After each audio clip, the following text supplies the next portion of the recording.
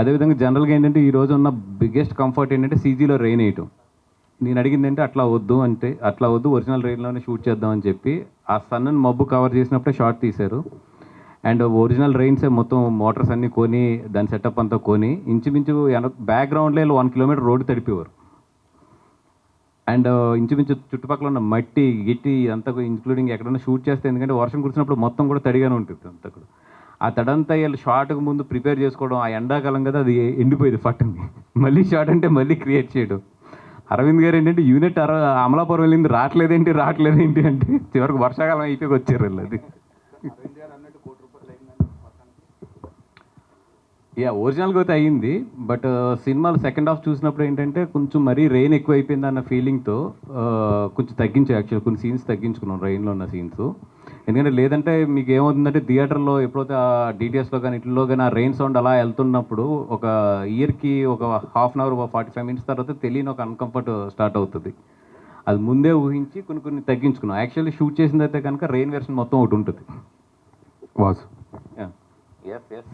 The పాల్కల్ boys పుట్టిన వ్యక్తిగా మీకు గోదావరి జిల్లాలో పుట్టిన దర్శకుడు కథ చెప్తే ఆటోమేటిక్గా మనకి కనెక్ట్ అయిపోద్ది, బాగా ఈజీగా కనెక్ట్ అయిపోద్ది, అంటే ఆ ప్రాంతం సంబంధించి కాబట్టి. సో ఇది ఈ ప్రాంతం కాకుండా మిగతా ప్రాంతాలు కూడా బాగా నచ్చుతుంది అనే అంశంతో ఏ అంశం నచ్చి మీరు ఈ సినిమా కథ యాక్సెప్ట్ చేశారంటే?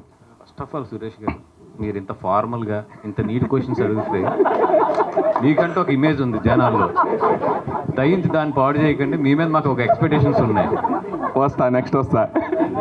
ఇప్పుడు ఇందాక ఎవరో నాకు చెప్తున్నారు లోపలికి వచ్చినప్పుడు, ఏమండి సురేష్ గారిని పిలిస్తే ఛాంబర్లో మీకు ఫోన్లు వస్తాయని చెప్పి, ఫోన్ తర్వాత పబ్లిసిటీ వస్తుంది ముందు రమ్మని చెప్పింది.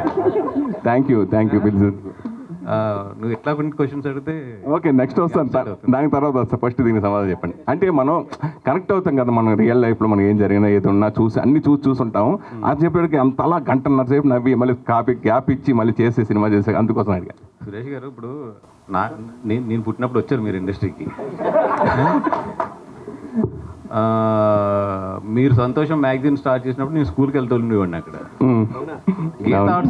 గీత ఆర్ట్స్లో కథ లేకుండా ఓన్లీ కామెడీ మీద తీసేనా నేను ఎంత చెప్తే మాత్రం మీరు నమ్మేస్తారు. అది అరవింద్ గారు ఒప్పుకుంటాడు ఫస్ట్ అయినా, అసలు ఒప్పుకోరు. దీంట్లో అంటే మేము ఇంకా రివీల్ చేయలేదు, ఫర్దర్గా రివీల్ చేయబోయేది అంటే వినోద్ కుమార్ గారు. ఓకే, అది సర్ప్రైజ్ ఫ్యాక్టర్. అది వినోద్ కుమార్ గారు ఒక ఫాదర్ క్యారెక్టర్ చేశారు ఈ సినిమాలోని.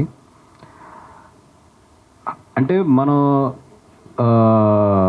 చాలామంది ఇళ్లల్లో అంటే కథకి సంబంధించిన మెయిన్ పాయింట్ అది నేను రివీల్ చేయకూడదు, కానీ 100% ఆయనతో వెళ్ళి క్లైమాక్స్ లాస్ట్ 15 మినిట్స్ ఏదైతే ఉందో, నేను ఎంత నవ్వినా కూడా last 15 minutes is my favourite part in the film.